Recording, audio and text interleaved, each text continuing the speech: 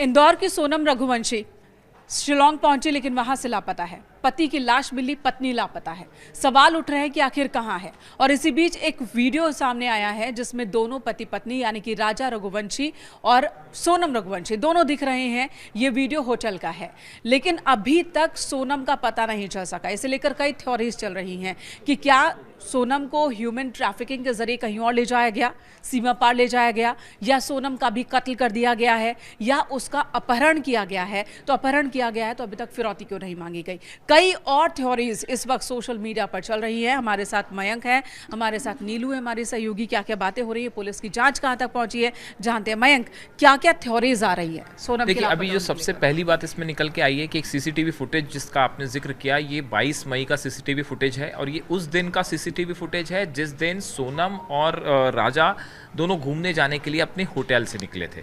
अब देखिए, इसमें जो गौर करने वाली बात है, ऐसे केसेस में जब भी कोई वीडियो सामने आता है, सीसीटीवी फुटेज सामने आता है, तो उसमें साथ में एक सुराग भी सामने आता है। जो कपड़े इसमें दिखाई दे रहे हैं सोनम ने पहने हुए हैं, ये वो शर्ट नहीं है जो कि डेड बॉडी के पास से मिली है। देखिए, इससे ये बात साबित होती है कि जो शर्ट मिली है वो शर्ट सोनम की नहीं है। पहले बताया जा रहा था कि राजा की डेड बॉडी के पास एक शर्ट मिली है जो कि सोनम की हो सकती है, लेकिन इस सीसीटीवी के बाद ये बात साफ हो गई है कि पहली बात की वो शर्ट अब सोनम की नहीं है, यानी कि वो शर्ट रैंडमली किसी और की हो सकती है। और साथ ही वो जो जगह, वहां इस तरह के क्राइम पहले भी हो सकते हैं। अब ये आशंका और गहरा गई। ठीक है, इसके अलावा जो थ्योरीज की आपने बात की, 4 बड़ी थ्योरी है। पहली थ्योरी जो आपने बताया, क्या ह्यूमन ट्रैफिकिंग हुई है और क्या सोनम को बांग्लादेश ले जाया गया है। देखिए, जो राजा के भाई हैं, इन्होंने ये सवाल उठाया है कि उन्हें इस तरह की बात बताई गई कि वहां से शिलोंग के आसपास से कि लड़कियों को जो है बांग्लादेश भेजा जाता है। तो इस एक थ्योरी पे काम हो रहा है।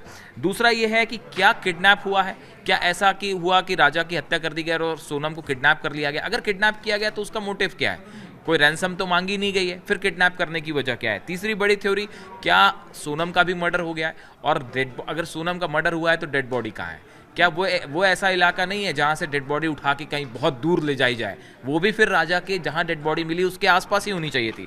और चौथी थ्योरी जो है, ये सोशल मीडिया पे ही चल रही है, इसके कोई पुख्ता सबूत नहीं है, लेकिन सिर्फ चूंकि इन्वेस्टिगेशन होता है तो हर सवाल का जवाब हर एंगल से खोजा जाता है। एक बड़ा सवाल ये उठ रहा है, कहीं सोनम किसी साजिश का हिस्सा तो नहीं। इस बारे में हम फिर से कह रहे हैं, इस बारे में अभी कोई ऐसी जानकारी नहीं है सामने, लेकिन पुलिस जब भी इन्वेस्टिगेशन करती है, जिन हालात में सोनम लापता है, हर थ्योरी से पुलिस जांच करती है। तो अब एक जांच की थ्योरी ये भी है कि क्या सोनम किसी बड़ी साजिश के तहत तो गायब नहीं हुई है। हालांकि इसके बारे में अभी कोई जानकारी नहीं, और ना तो परिवार की ओर से ना पुलिस की ओर से ऐसी कोई बात रखी गई है सामने, लेकिन ये थोड़ी चल रही है सोशल मीडिया पर।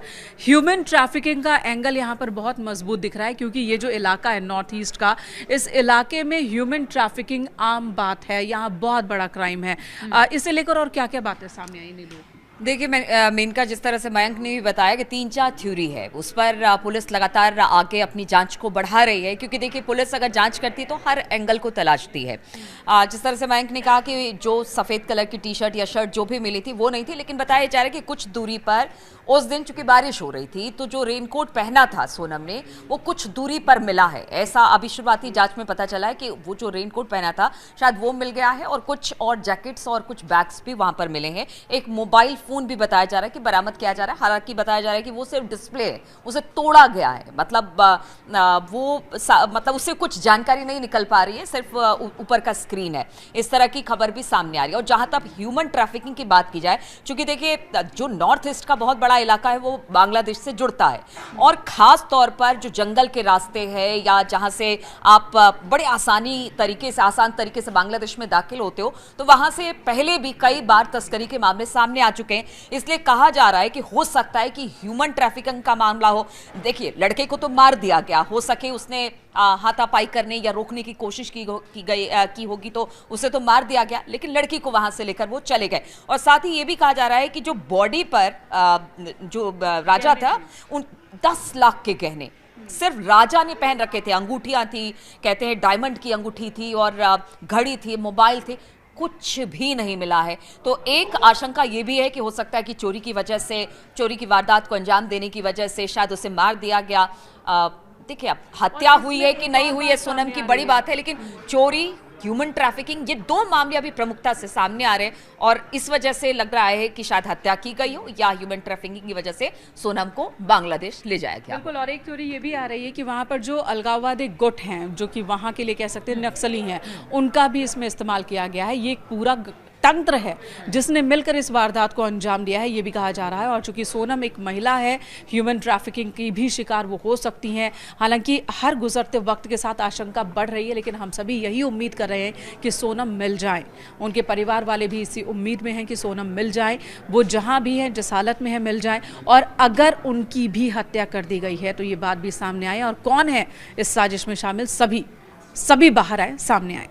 एक इसमें सवाल मैं नीलू से पूछना चाहूँगा। देखिए, यहाँ से जो ये बांग्लादेश वाली जो बात आ रही है, यहाँ से बांग्लादेश बॉर्डर काफी दूर है शिलोंग नहीं, लेकिन इसका जवाब मैं भी दूंगी कि ये लगा हुआ नहीं है। ट्रैफिकिंग हुई, मेरा सवाल ये है कि अगर ट्रैफिकिंग हुई तो ये ट्रैफिकिंग करके इतने दूर कैसे ले जाया जाएगा? एक कॉरिडोर हो सकता है। जब एक जिस तरह से ये बता रही हैं कि वहाँ जो लोकल संगठन है या वहाँ पर आप ऐसे भी जानते हैं कि जो ट्राइबल्स हैं, बहुत सारे ऐसे हैं जो कि अपराध में लिप्त है, गरीबी बहुत ज्यादा है। मैं ये नहीं कह रही कि वहाँ के ज्यादातर लोग हैं, लेकिन ये जो सांगठनिक अपराध जिसको कहते हैं वहाँ पर है, फिक्स है। और वहाँ की लोकल पुलिस को भी पता होता है कि कहाँ से उन्हें किसे शिकार बनाना है, फिर उसे पहले स्टॉपेज पे कहाँ ले जाना है, फिर आगे कैसे ले जाना है, और नेपाल बांग्लादेश की सीमा का कैसे इस्तेमाल करना है इस ट्रैफिकिंग में। परिवार अगर सीबीआई जांच की मांग कर रहा है तो ये बिल्कुल ठीक बात है, और इस मामले की सच तभी सामने आ पाएगा जब इसकी सीबीआई जांच हो। बहुत गंभीर जांच। मंत्री ने खुद संज्ञान लिया, अमित शाह ने संज्ञान लिया है। देखिए, वो खास तौर पर वो जानते हैं कि उस तरफ का इलाका क्या है, वो जानते हैं कि किस तरह से ह्यूमन ट्रैफिकिंग होता है या पूरा ये मामला है। तो उनको भी लग रहा है कि ये मामला संदिग्ध है, इसलिए इस मामले की जांच होनी चाहिए, क्योंकि ये पहला मामला नहीं है। इससे पहले भी कहा गया कि कुछ कपल्स और थे या वहां पर इस तरह की वारदात होती रही है। इसलिए अब जब ये बड़ी घटना हुई है तो इस पर जांच की बात उठ रही है, सवाल उठ रहे हैं, और कहा यह जा रहा है कि अब इस तरह की घटना को रोकना होगा, वरना राज्य का नाम भी बदनाम होता है। और ये आप अंदाजा भी नहीं लगा सकते कि ह्यूमन ट्रैफिकिंग में जिन लड़कियों को शिकार बनाया जाता है, उन्हें वहां कैसे किस जगह पर छिपाया जाता है। और भौगोलिक परिस्थिति इतनी ज्यादा जटिल है कि वहां पर बहुत जल्दी तलाशी हो जाएगी, ऐसा सोचना भी थोड़ा कठिन है। मतलब ये मुमकिन नहीं होता है। फिलहाल हम तो यही उम्मीद करें कि इस मामले से जल्द पर्दा उठे कि आखिर दोनों के साथ हुआ क्या। राजा की तो हत्या हो गई, हत्या किन परिस्थितियों में हुई, सोनम के साथ क्या हुआ, सब सवाल के जवाब मिल जाने चाहिए।